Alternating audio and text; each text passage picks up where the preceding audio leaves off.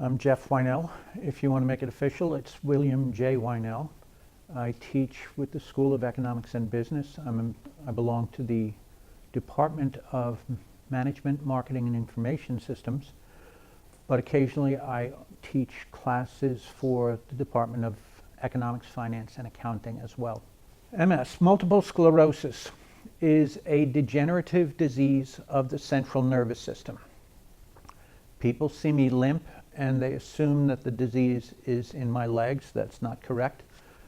It's up in the central nervous system, and it's a short circuit of sorts. The brain might send the message to the leg to step forward, but that message doesn't go through because of this short circuit.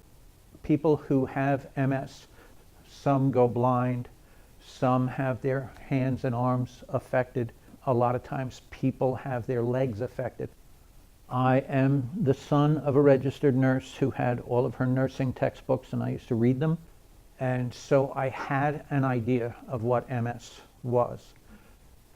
I was playing in a softball game with a bunch of college athletes, and I was older. I was 29, 28 at the time, and I got a pitch that was everything that any baseball player would want. It was in the perfect place. And I sent that pitch, I hit the ball, and I sent it over the center fielder's head. And on the third step toward first base, I went down. Okay, my leg gave out from underneath me. And so my suspicions were aroused. I didn't know what that was all about, but having the background that I had, I started to watch the symptoms. I started off, of course, with my family doctor, who watched me walk across the room. My gait was not steady, and that could indicate multiple sclerosis, or it could indicate a brain tumor. And so I was sent for testing. They ruled out the brain tumor right away, and then they started testing me for multiple sclerosis. They ended up doing a spinal tap, where they draw fluid from the spinal column and they test it. And the doctor looked at me and he said, "I'm 95% sure that you have MS." And I said to him, 5% is a pretty big margin. And he informed me that with MS at the time, that was the best they could do. When the doctor said the words, it was devastating.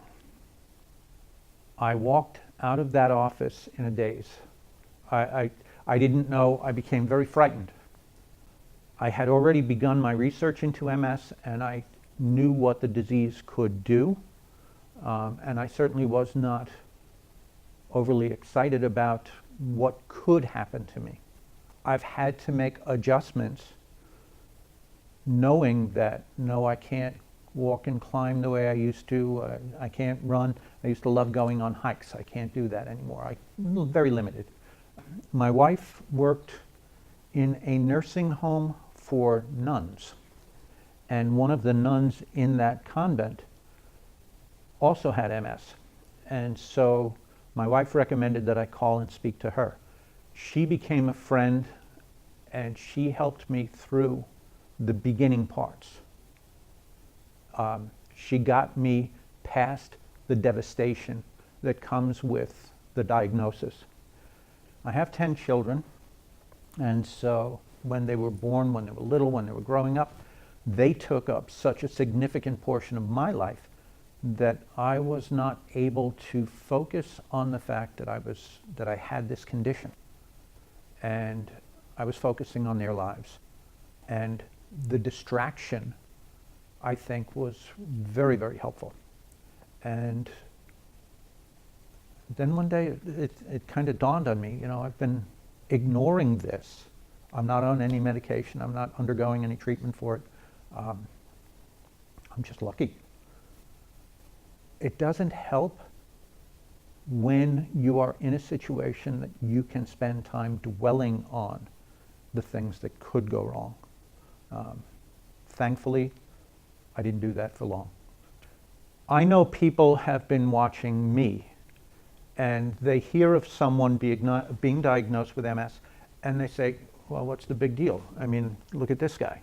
I don't know anybody at all, who has been as lucky as I.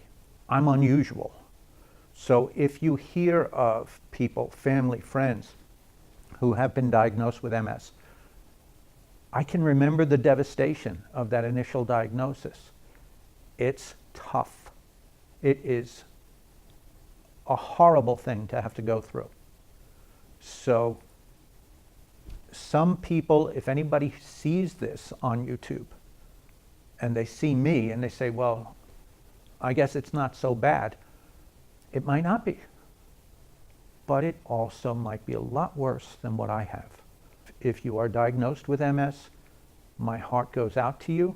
There are lots of resources in this country. The MS Society is a great resource.